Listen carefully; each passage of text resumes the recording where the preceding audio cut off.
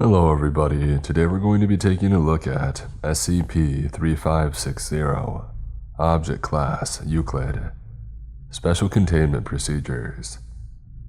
Due to its proximity to an existing Foundation containment site, SCP-3560 is currently contained by Site-64 staff.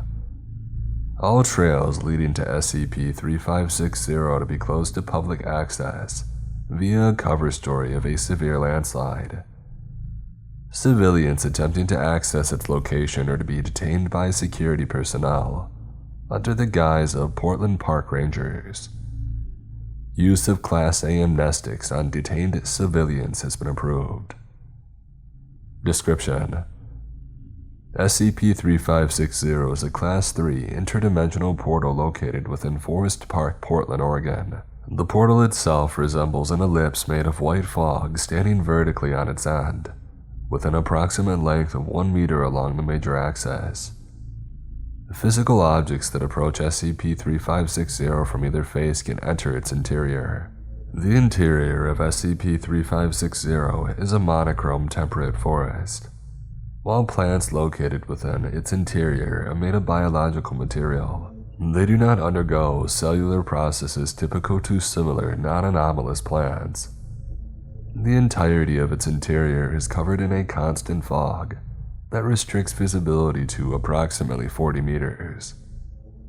Despite having no apparent light sources, SCP-3560's interior is lit at a constant illuminance of approximately 3 lux. The full size of SCP-3560's interior is currently unknown, with no exploration attempt locating a perimeter. SCP-3560's interior is inhabited by multiple automatons resembling the product models of Anderson Robotics in various states of disrepair. SCP-3561 are frequently hostile to human life, particularly Foundation personnel, and have proven indestructible while within SCP-3560. Attempt to capture the instances of one and remove them from SCP-3560 have been met with failure, as all instances become intangible and vanish shortly upon exiting the interior. Exploration of SCP-3560's interior has been suspended indefinitely. Exploration video log transcript. Date 11/15/2026. Exploration Team, Mobile Task Force Gamma-13. Subject: SCP-3560. Team Lead: Y-13 Shaw. Team Members: Y-13 Sherman, Y-13 Carter, and Y-13 Lopez. Notes: due to their experience with Anderson Robotics, MTF Gamma-13 was tasked to enter SCP-3560 and attempt to locate any perimeter, and if possible, capture an instance of SCP-3560-1. All team members were equipped with standard-issue tracking devices, body cameras, and microphones. Due to low visibility, a tracking beacon was set up at the entrance to SCP-3560's interior to allow team members to find their way back. All team members were equipped with physical tethers in case of beacon failure. Members of MTF Tau 51 were on standby outside of SCP-3560 to provide MTF Gamma-13 with assistance during extraction. Video feed begins right after MTF Gamma-13 has entered SCP-3560. Begin log. Alright, mic's on. Christ, this place is creepy. You can't see more than 20 feet out. You gotta use metric, man. We talked about this. Bite me. The scientists can convert that measurement later if they so please. Let's go. Where are we off to anyway? The compass is still working here, so we've been instructed to head dead south. Tau 51 and ETA 13 already checked to the north and to the west. See if we can find any kind of perimeter to this place. Groovy. And if we don't find one, well then we don't find one. Let's go. The exploration begins to head south, Due to the fog, visibility on screen is limited. Exploration remains uneventful for approximately 20 minutes, until a series of mechanical chirps become audible. Team members begin to pan around to find its source. Anybody see them? I've got visual. 3 Merlins in that tree. The camera pans to a nearby tree. Perched on a low-hanging limb are 3 instances of SCP-3560-1, resembling AR Merlin aerial drones. The units continue to chirp, looking back and forth between themselves and Gamma-13. They're acting like birds. Crap, that sound's going to attract some of the nastier units. Shaw. Don't engage. They haven't attacked us yet. Last thing that we want to do is kick the whole hornet's nest, because a few bugs started buzzing. We'll just keep moving. MTF Gamma-13 resumes its exploration. The instances remain in place, watching the team until they disappear into the fog. The sound of their propulsion systems become audible shortly afterwards, and then fade into the distance. That's probably not a good thing. MTF Gamma-13's exploration continues in silence for the next 10 minutes. So I gotta ask, what is the plan if we run into the Theta unit in here? Those things are hard to kill on the outside, let alone when they are indestructible. They can still be incapacitated with traditional methods, Lopez. They just don't die. Meaning that shooting them buys you about 15 minutes to run before they repair and they're back up again. So let's not start anything that ends in a heroic last stand, yeah? Crap, get down. MTF Gamma-13 takes cover and remains silent. After 5 minutes, an instance resembling an AR Apollo facility device unit wanders by. The instance stops, looks around for several moments, and then moves on. Gamma-13 remains hidden for several additional minutes before quietly moving on. Exploration resumes. Well, that was close. A mechanical siren is heard from behind Gamma-13. Cameras pan to see the previous instance charging from behind, and it begins to open fire on the team. Gamma-13 takes cover behind various trees and returns fire, eventually incapacitating the instance. The sound of more sirens can be heard as the additional 9 instances appear from behind Gamma-13. All 9 instances resembled Apollo units as well. Holy heck. Get back to the entrance now, we're scrapping. Tau 51, be ready for extraction support. Gamma-13 begins to flee back towards the entrance. The instances open fire upon as they pursue the agents. I'm hit. Agent Lopez tumbles to the ground. His body camera pans to show several bullet wounds to his left leg. He attempts to crawl towards the entrance. Sherman, Carter, on it. The remainder of Gamma-13 provide Lopez covering fire. In the exchange, Sherman is injured. Carter and Shaw begin to drag their downed team members. Where the heck is Tau 51? Heck if I know, just keep going. There's the sound of several more sirens. Gamma-13 stops.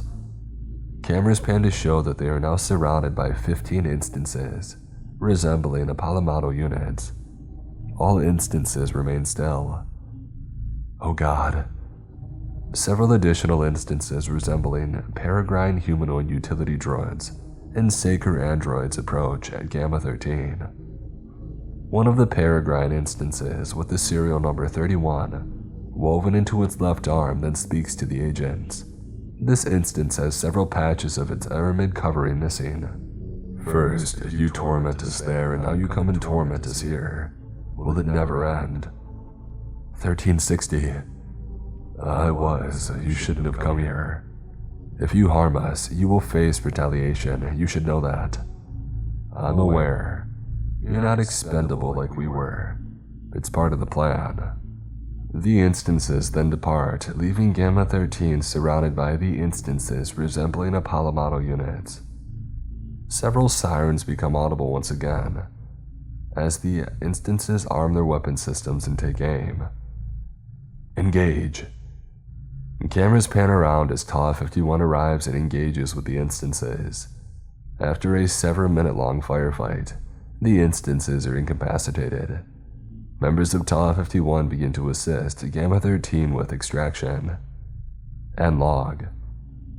The following interview was conducted as part of MTF Gamma 13's investigation following the events of the third exploration attempt of SCP-3560's interior, and the appearance of 2 more instances of SCP-3560 within Forest Park. Interviewed: POI 1115, Vincent Anderson. Interviewer: MTF Commander Clarissa Shaw. Forward. The following interview was conducted during Gamma 13's investigation into SCP-3560's origin, as well as the relationship between the instances and Anderson Robotics and its products. Begin log. Afternoon, Vincent. Clarissa, it's been so long. How are you these days? How's Sasha doing? My personal life is hardly any concern of yours, Vincent. There has been a development, and I'm here to ask you some questions. Always so formal. What's in it for me? The Bell is prepared to offer you a few of the components that you requested from your repair list, assuming that your answers are satisfactory. How can I help that? Shaw slides POI 1115, a file containing a briefing of SCP-3560. A type of portal opened in Forest Park. Inside are several entities resembling your products, Vincent. Any idea what that might be? Oh my, I didn't think this kind of thing could actually happen. Holy crap. You have an idea of what's going on then? Well, kind of, yeah. Enlighten us. Well, I've already told you guys that how our robots worked was closer to zapping a soul into a brain-dead body than it was traditional robotics tech. The thing is, if you destroy that body, that soul is still going to be hanging around. It's gotta go somewhere. Hence. So the entities inside the portal are robot souls, yeah. But why Forest Park? Why isn't this portal located somewhere else? Why is it a temperate forest inside? I mean, why do ghosts haunt the places they died? Between that raid on 3 Portlands and those experiments you guys did at Site-64, you guys killed a lot of robots. I imagine that there's a lot of anger in those places. As for the forest, I'm guessing that it used to be a pocket dimension that bubbled off of 3 ports, that they had commandeered en masse. It's not like anyone else was probably using it. And if they were, I can promise you that they probably aren't using it now. So how do we stop it? Pardon? More of these portals have been appearing. How do we stop that? Not a clue. Last I checked, you can't really destroy one of the souls once you make it. They're kind of like the styrofoam of the spirit world. An exorcist, maybe. The Prometheus Labs had a project that they're working on that might do the trick. I'd be careful, though. If you bother this hornet's nest enough times, the hornets are going to attack. Create enough hostile energy and they'll probably start spilling out of there, and they'll be pissed off too. End log.